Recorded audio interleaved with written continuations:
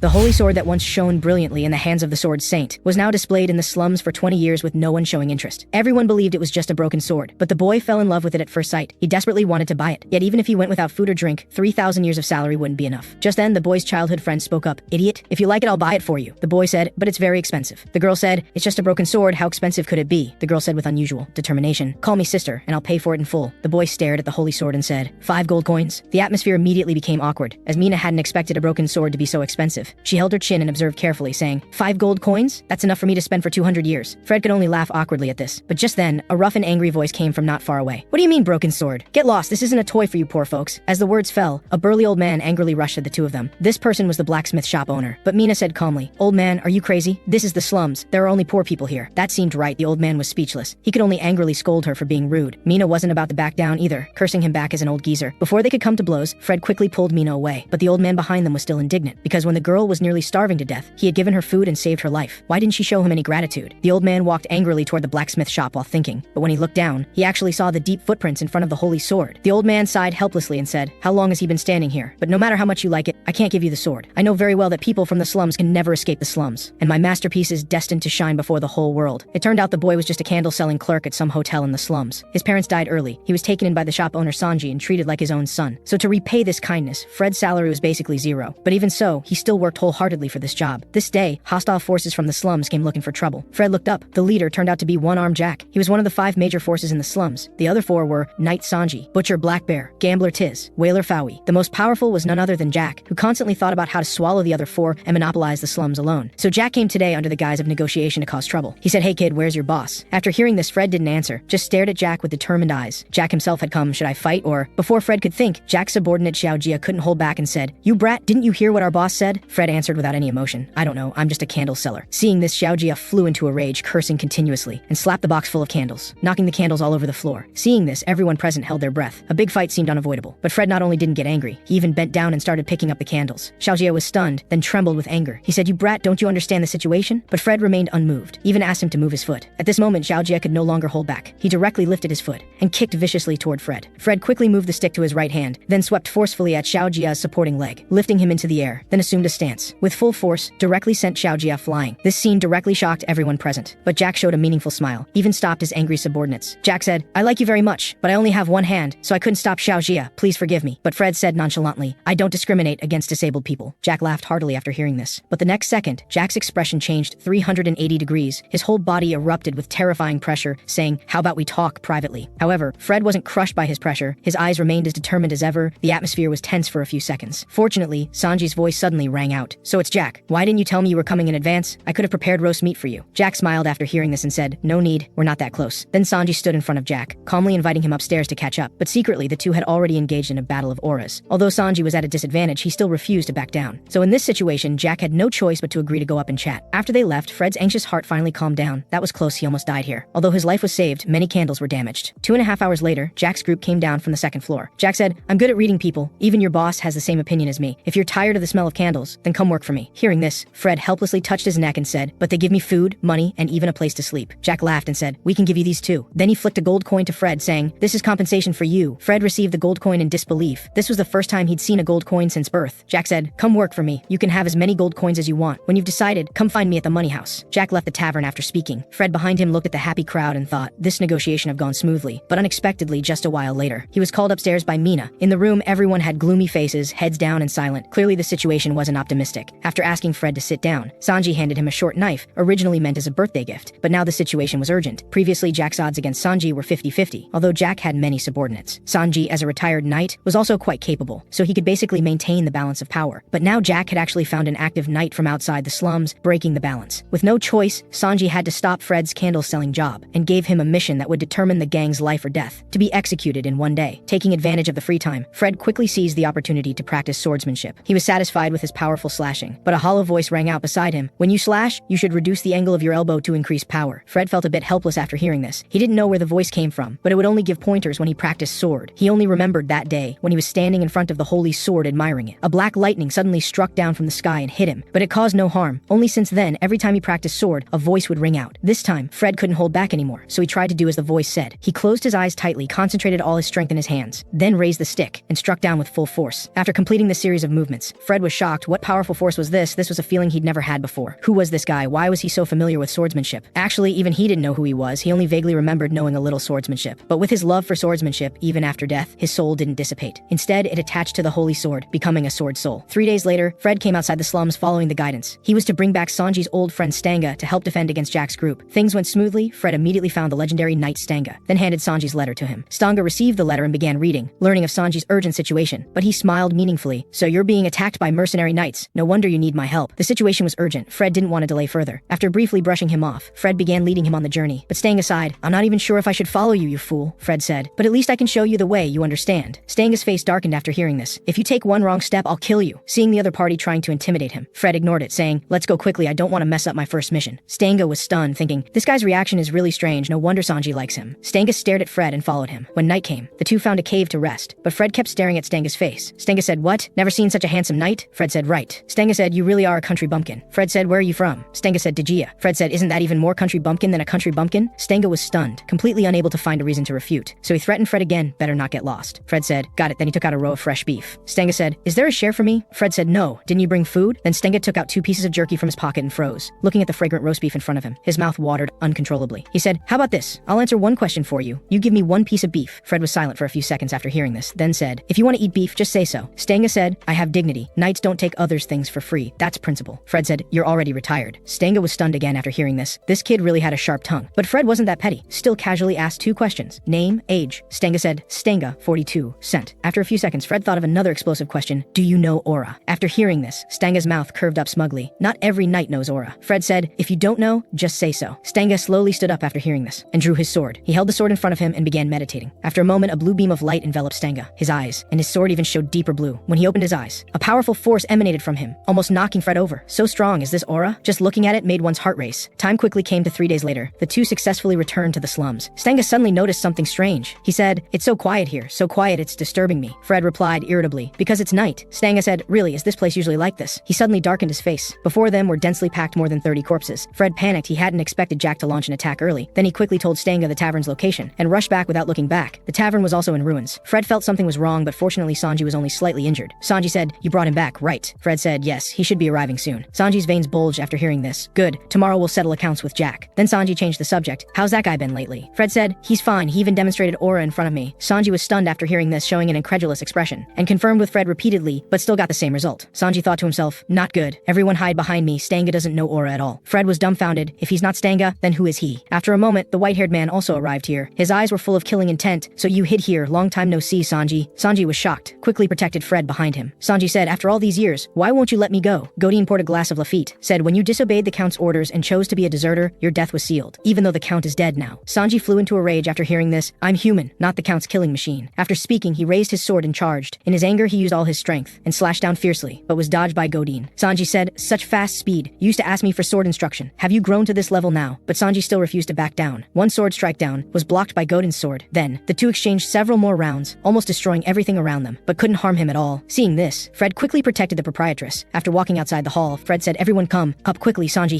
Before Fred could finish speaking, Sanji was sent flying out, directly falling to the first floor. Following was Godin, like the Grim Reaper. Godin said, Sanji, won't you still go back? Then he slowly walked to the stairs, looking down at Sanji like an ant. Fred beside him saw him distracted, quickly pulled out a small knife and threw it, but was blocked by Godin. The ambushed Godin glanced at Fred sideways, but rushed toward Sanji without looking back. Sanji barely dodged the attack by turning sideways. At this moment, Godin's patience was completely exhausted. Godin said, knights should obey orders unconditionally, Sanji. After speaking, he closed his eyes, then held his sword in front of him. A blue pillar of light wound around the sword blade. Fred felt something was wrong, quickly ran toward the first floor trying to stop Godin, but it was too late. When he opened his eyes, with one swing of his sword, countless blades burst forth, destroying everything within a 2-meter radius. Only the late arriving Fred was spared, but the powerful shockwave still brought him to his knees. When the smoke cleared, Fred saw a scene he would never forget in his lifetime. Sanji was dead. That strongest man, who always protected him, was dead. Fred's world collapsed instantly. He casually grabbed a sword nearby and charged recklessly. He randomly swung a slash, but Godin dodged sideways. Godin was somewhat surprised. This poor kid actually knew swordsmanship. When he saw Fred raise his sword, he still mercilessly kicked toward Fred's vital point, directly kicking him away. But Fred didn't die. Just this powerful force almost made him unable to breathe. Godin thought, did his body instinctively twist to avoid the vital point? His talent might even be higher than mine. Killing him now would be too wasteful. Better to wait until later. Maybe he can be like me, even surpass the master. Who knows? Godin smiled, then said, knights only take what they deserve. I'm not Stanga and I'm not 42 years old. After speaking, he returned the 2 pieces of jerky to Fred. Godin continued, but I must take what's in my hands. This is my right as the victor. Fred barely heard any of Godin's words. He now had only one one thought, that he must kill Godin. After the two looked at each other, Godin turned and left. Godin said, work hard to become stronger. 2 pieces of jerky aren't enough to buy my life. Fred gritted his teeth after hearing this, said, someday you'll die by my sword. After this, Fred kept squatting here, as if everything in the world had lost meaning. The proprietress, seeing this, directly slapped him, said, do you know the difference between people inside and outside the slums? People outside have countless chances to start over, but we only need to fail once, and almost everyone dies. After speaking, she grabbed Fred, said, you are our only hope, live well. After a while, Fred escaped with Mina, but now he was seriously injured and could barely walk. While the slums were full of Jack's subordinates, Fred wiped away his sweat, swearing he absolutely couldn't die here. But just then, Jack's subordinates actually discovered them. Xiaojia raged, you two are dead. So the two, to avoid being hunted, desperately hid in a shop, to avoid implicating Mina. The injured Fred suggested they split up and escape, but Mina started being stubborn after hearing this. She said, I want to be with you, no matter how much Fred begged. Mina became more stubborn, even began crying softly at the end, but refused to separate. Fred had a headache, Mina was being disobedient at this time, and their commotion was quite loud, just waking up the shop owner. Turning around, the owner had already come over with a lamp. It was the old man from the blacksmith shop. What are you doing here? Mina was stunned, hurriedly picked up a knife from the table, said, don't make a sound, old man. The old man rolled his eyes. Is this my house or yours? Why are you so righteous? Mina said, I said don't make a sound. Do I really have to stab you before you'll be quiet? Seeing Mina's serious expression, the old man had to give up. The old man said, I won't make a sound, put the knife down. Mina gritted her teeth, suddenly remembering the holy sword. Might as well go all in. She said, old man, hand over the sword you had hanging at the door. The old man was stunned after hearing this, refused her, because that sword was more important than his life. He could never give it to mediocre people. Fred also tried to stop Mina, but now she couldn't listen to anyone. Her mind had only one thought, that if she could help Fred get the holy sword, he could definitely leave here alive. Seeing the old man's firm attitude, Mina gritted her teeth, gripped the knife tightly, making a do-or-die gesture. Fred said, Mina, stop. Don't do anything foolish. The old man also closed his eyes, waiting for her to act. The next second, Mina swung the knife, but cut off her own red hair, said, I'll give you all this. I'll repay the rest with my lifetime. Please give Fred the sword. The old man was silent for a few seconds after seeing this, then turned his gaze to Fred, asking, do you want to leave the slums? After getting Fred's affirmative answer, the old man fell into thought, not to mention Fred's love for the sword, coming to admire the holy sword at his place every day. Besides, this kid really had some of that guy's style. Maybe he really could fulfill his wish. He was old, let this kid fulfill that wish. After a moment, the old man and Mina pushed a cart of garbage preparing to leave the city, while Fred was hiding inside with the holy sword, because Jack's subordinates had already sealed off the entire slums. This was the best way to escape. But although the old man was very careful, they were still discovered by a group of Jack's subordinates. They said, going to throw garbage so late. The old man directly cursed, it's because you guys fighting blocked all the alleys, so I couldn't throw the garbage. The thug was stunned, what a grumpy old man. Then he turned his gaze to Mina behind the cart, asking, who is she? Isn't your blacksmith shop just you alone? The old man continued roaring, I'm tired, can't I hire someone to help me? The thug thought, forget it. The old man is the only blacksmith in the slums, can't be too disrespectful to him. But he still pressed his sword against Mina's hat, and slashed upward, directly cutting the hat. Mina quickly made a face, plus she had already cut her hair. The thug really didn't recognize her. Alright, you can go. We're looking for that blonde kid from Sanji's place. The old man slowly pushed the cart and began to leave after hearing this. Just when they were about to escape, unexpectedly another black thug called out to the old man, said, wait, your garbage cart hasn't been inspected yet. Then he had the old man stop the cart to one side. Mina looked panicked because once the garbage cart was inspected, Fred would definitely be exposed. The black thug looked down, seemingly already aware that Fred was hiding inside. He said, this is my job, don't hate me. After speaking, he stabbed the stick hard into the garbage cart, said, I heard that idiot Haven sailed the boat to the riverside, everyone can leave from there. Then he pulled the stick out, said, alright, you passed. It turned out the black man's brother had once been caught stealing, and to save him, Fred had spent all his 40 silver coins. So, to repay him, the black thug deliberately inserted the stick in the wrong place and told him how to leave the slums. Soon, several people arrived at the garbage station outside the city. Mina said reluctantly, goodbye, Fred. You must be safe. The boy held Starlight in his hands, forged with the old man's dreams, bought with the girl's tears, so Starlight would definitely shine brilliantly in the boy's hands. Not long after, Fred successfully escaped. He couldn't wait to take out the sword. Fred said, you can hear me speak, right? The sword soul's voice slowly rang out, yes. Fred continued asking, who exactly are you? The sword said, I don't know. Fred said, good. Then I'll help you recover your memory. You become my sword. How about it? Even if you're a demon, I need your help. Because the Blue Knight who wiped out his entire team was really powerful. His strength was probably dozens of times above Sanji's. Seeing Fred's determined attitude, the sword soul's voice rang out, good. I'll teach you all my swordsmanship. After Fred escaped from the slums, he became a mercenary group leader, making a living by subjugating monsters. On one hand, it could increase combat experience, adding chips for the final revenge. On the other hand, sometimes there would be challenges. Just after everyone finished clearing the goblin minions, a giant goblin quietly appeared. One club strike viciously smashed toward the mercenary, directly flattening him. This powerful force made everyone afraid to act rashly. But the next second, the giant goblin rushed over at extremely fast speed. Another club strike knocked down 7 or 8 people. Then it let out a roar that shook the sky, directly crushing everyone's psychological defense. The mercenary shouted, run quickly, we're no match for this kind of monster. However, when the mercenary was escaping, he was killed by the employer with one sword. The employer said, hurry up and fight, deserters die. After speaking, he just looked up. The giant goblin's oppressive presence hit him in the face, making him break out in cold sweat. When everyone was in panic, a blonde young man slowly walked toward the goblin, his eyes full of determination. In just an instant, he drew his sword and slashed. The goblin couldn't react in time, but relied on its strong defense to take this hit head on. The sword soul's voice rang out, dodge. Fred leaped to avoid the counterattack, but was scolded by the sword soul, you idiot. You couldn't kill it with one strike? Fred felt helpless after hearing this, because not everyone had his kind of kind of strength. After a moment, Fred attacked again, but was met with the goblin's fierce counterattack. He could only dodge,